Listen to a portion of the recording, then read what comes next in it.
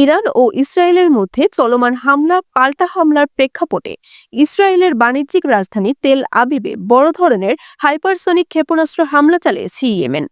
রবিবার ভোরে চালানো এই হামলার দায় স্বীকার করেছেন ইয়েমেনের সশস্ত্র বাহিনী। তারা জানিয়েছে, এই অভিযান ইরানের সঙ্গে সমন্বয় করে পরিচালিত হয়েছে। ইয়েমেনের সামরিক বাহিনীর জ্যেষ্ঠ এক কর্মকর্তা জানান, ইরানের ইসলামী প্রজাতন্ত্রের সঙ্গে ঘনিষ্ঠভাবে কাজ করে তেল আবিবের গুরুত্বপূর্ণ সামরিক স্থাপনায় হাইপারসনিক ব্যালিস্টিক ক্ষেপণাস্ত্র আঘাত হানে। রবিবার সকালে ইয়েমেনি সেনাবাহিনীর মুখপাত্র ব্রিগেডিয়ার জেনারেল ইয়াহিয়া সারি এক বিবৃতিতে বলেন, তেল আবিবের কেন্দ্রভাগে দখলদার ইহুদিবাদীদের বিরুদ্ধে একটি নতুন সামরিক অভিযান চালিয়েছে আমাদের বাহিনী। তিনি জানান, এই হামলায় নির্ধারিত লক্ষ্যবস্তুতে সফলভাবে আঘাত হানা হয়েছে।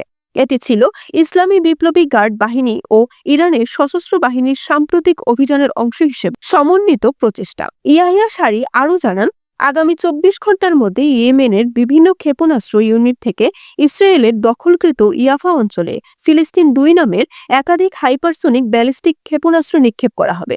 তিনি বলেন, ইহুদিবাদী শাসক গোষ্ঠীর নৃশংস আগ্রাসনের বিরুদ্ধে যেভাবে ইরান তার নেতৃত্ব, সেনাবাহিনী ও জনগণের মাধ্যমে সাহসী ও অবিচল প্রতিরোধ দেখিয়েছে, ইয়েমেন তার প্রতি কৃতজ্ঞতা প্রকাশ করছে। বরিশাল নিউজ।